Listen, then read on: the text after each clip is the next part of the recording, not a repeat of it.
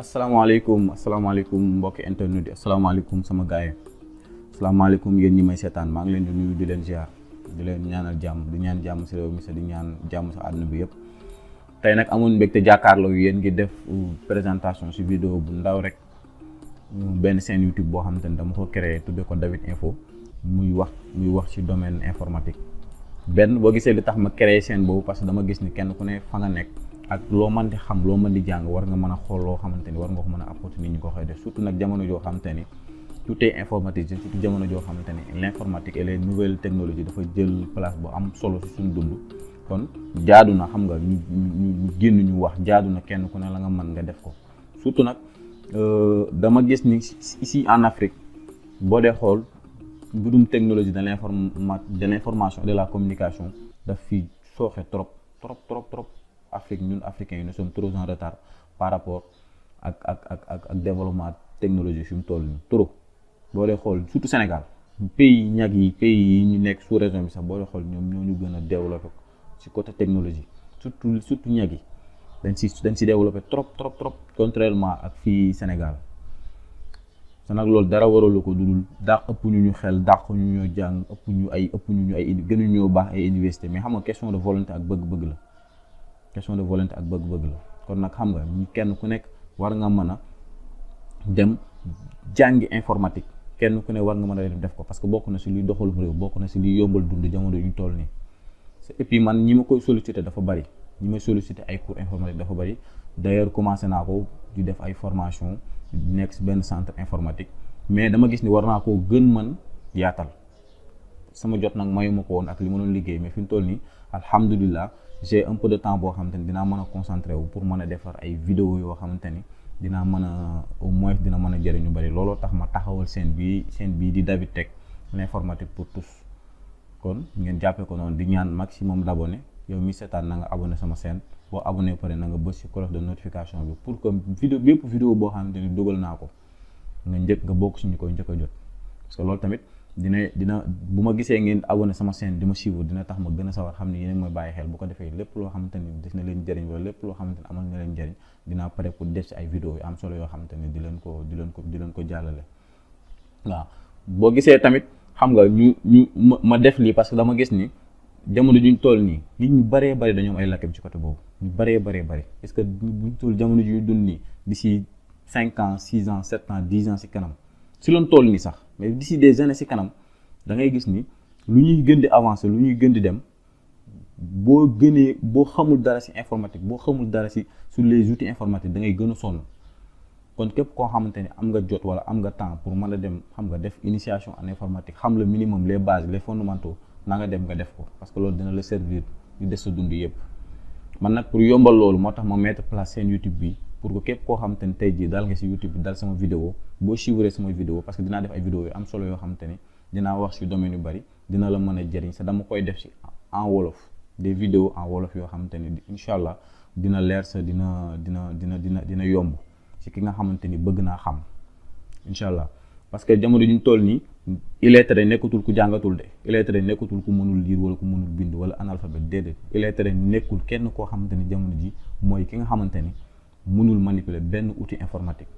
jamono ji kooku la ñu wooyee comme illettré. waaw parce que outil informatique bu dee xamoo ci dara mënoo manipuler benn yow jàppal ni illettré bu mag bi yow la te yaakaar naa ni jamono yu ñu toll nii kenn ku ne moo ngi ak téléphone koo gis moo ngi ak téléphone am mais li ñuy passé seen temps ci téléphone bi di xool yeneen di loo xamante ni daf leen di divertir di leen distraire dëgg la baax na mais xam nga des fois tamit nga jàng lu lay amal solo dafay am solo moo tax mooy fas yéene nag def ay vidéo yu am solo yoo xamante ni képp koo xamante ni yaa ngi suivre sama chaîne di nga ci jàngate lu baree di leen waxtaane nag domaine yu bari sa bokkul kon chaîne bi dafay jàppale ki nga xamante ni xamul dara dafay jàppale ki nga xamante ni tamit xam na dara bëgg a performer wu dafay jàppale ki nga xamante ni benn étudiant la wala benn xam nga peut-être képp koo xamante ni yaa ngi évoluer sax ci domaine bi parce que xam-xam fu na lay jóge xam-xam moom xam nga dëkkul fenn mënoo xam lépp tamit kon képp koo xamante ni xam nga tamit yaa ngi bàyyi xel samay vidéo muy koo mën doon rek gëm naa ne di nga ci dina la jëriñ parce que connaissance bi moom fi xam-xam bi moom fi et puis yéene bi moom fi dinañ def de telle sorte dinaa partager xam-xam bi partager ko ak yéen ñi nga xamante ni yéen a may suivre kon dinañ waxtaanee domaine yu ci mel ni par exemple mode de présentation dinañ def initiation en informatique waxtaane lépp loo xamante ni dafa concerner informatique domaine informatique d'une manière générale les systèmes d'exploitation xam nga les environnement Windows bi ngay travailler les types de fichiers des extensions de fichiers et cetera yi nga xamante ni ay mbir yu terre à terre la excusez-moi yi nga xamante ni ay mbir yu terre à terre la dinañ ci def initiation pour ñu ci jugee dinañ waxtaane ordinateur et ses composants donc ordinateur et ses composants comment fonctionne comment ça marche nan lay demee loolu tamit dinañ ci dégg dinañ ko waxtaanee ci ay vidéos yu am solo jusque damay def benn introduction bu ndaw rek mais dinañ ñëw ci détails encore après bu loolu jàllee dinañ waxtaanee bureautique ku wax bureautique et traitement de texte waaw ku wax bureautique di nga wax Word Excel PowerPoint Access Publisher donc yooyu yëpp dinañ ci def ay vidéos yoo xamante ne ay formation intégrale lay doon su Word avec des centaines de vidéos maa ngi préparé vidéos yi actuellement nii su Excel la même chose su PowerPoint en même temps dinaa def benn playlist boo xamante ni c'est réservé pour maintenance informatique tout ce qui concerne la maintenance informatique incha allah dinañ ci def ay vidéos yu am solo kon may ñaan gars yi encore une fois yow mi xool sama vidéo na nga abonné ndax mbir yooyu kat bëgg mu rëcc la bu loolu jàllee dinañ waxtaanee les réseaux informatiques waaw je suis administrateur réseau donc daf may neex may waxtaanee domaine boo xamante ni je le maîtrise parfaitement kon dinañ def ay cours ay vidéos ay démonstrations yu am solo sur les réseaux informatiques waaw dañuy commencer na à partir de zéro ba ci kaw kon encore une fois ñu xamee ko noonu dinañ waxtaanee bu loolu jàllee l'internet parce que jamono ji gis ngeen mënuñu dund sans internet c'est quoi internet comment ça marche lan mooy internet en fait loolu dinañ ci ñëw intégralement ak lépp loo xam ne daf ci laxasu internet mooy réseau bi gën a rëy ci réseau yi ci monde bi c'est l'internet kon comment ça marche lan moo nekk ci ginnaaw internet loolu dinaa def ay vidéos yu am solo yoo xamante ni dinaa expliquer exactement lan mooy en fait internet et comment ça marche bu ñu ci jógee dinañ waxtaanee les messageries électroniques lu mel ni Gmail Outlook Yahoo des na yeneen ak yeneen mais dinaa jël lu mel ni Gmail wala Yahoo nga xamante ni di ëpp fii Sénégal moom la ñuy utiliser ma def ci ay formation tamit intégrale yoo xamante ni damay expliquer comment ça marche nan ngay utiliser sa compte Gmail comment faire ceci pour envoyer un mail comment créer d'abord un compte Gmail comment le sécuriser comment faire ceci donc loolu lépp incha allah am naa yéene partager ko ak yéen bu loolu jàllee dinañ def benn vidéo aussi boo xam dinañ def ay vidéo yoo xam te ne tamit dina wax ci domaine bii di Linux parce que lii dafay parce que fii ñun li ëpp ñoo ngi utiliser Windows li ëpp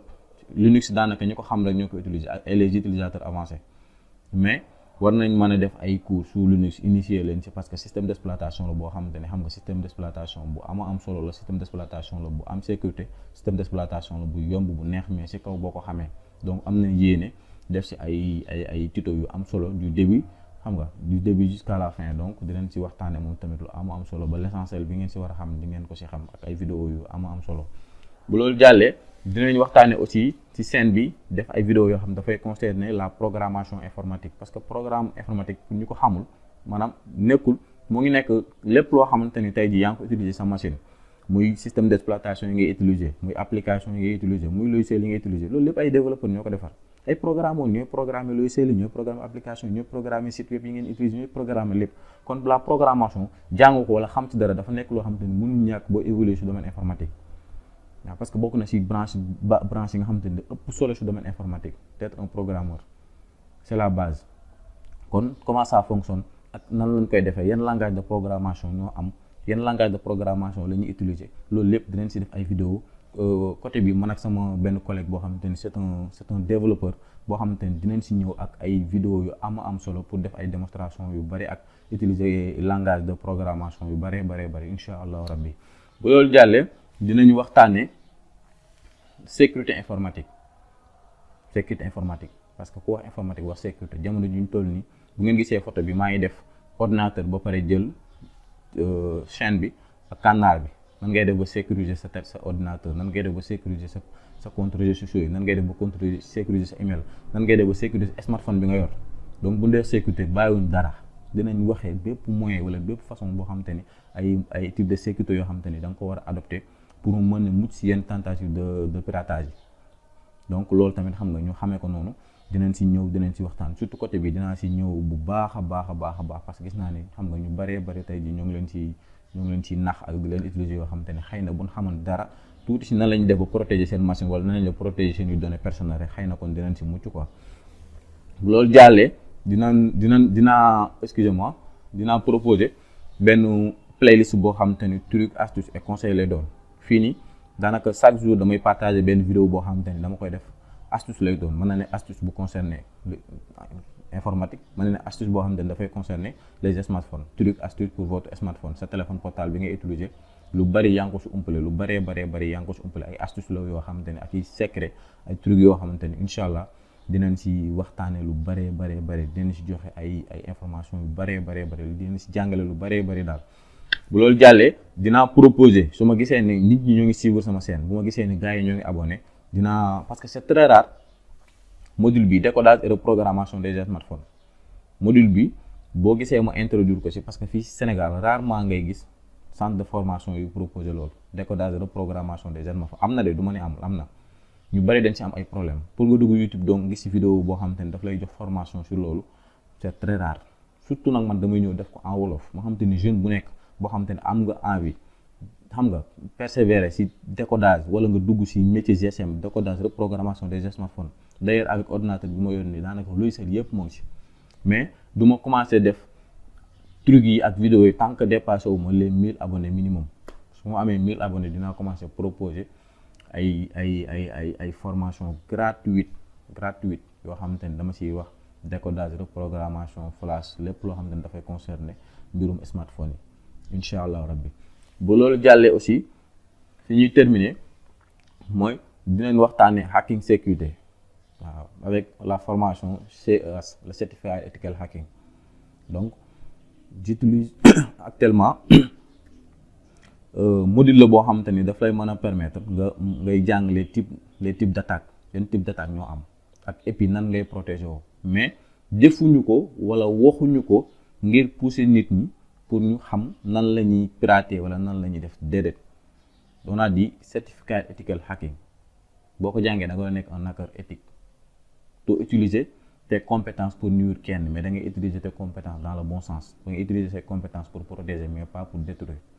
Donc quels sont les types d'attaques qui existent, les types de pénétration, comment ça se passe, la sécurité informatique. Donc dafa nekk lu am solo loo xamante ni module bi dinaa si ñëw spécialement, man maay def vidéo yi